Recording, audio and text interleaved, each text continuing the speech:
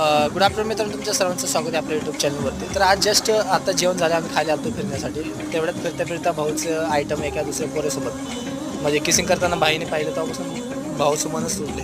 भाऊ म्हणतो, या भाई एवढं मी तिच्यावर प्रेम केलं. खोटं नाही सांगत मित्रांनो, तुम्हाला सांगतो मी, यांचं 7 वर्षाचं रिलेशन आहे त्या पुरीसोबत. पण त्या पुरीने शेवटी याला धोका दिलाच.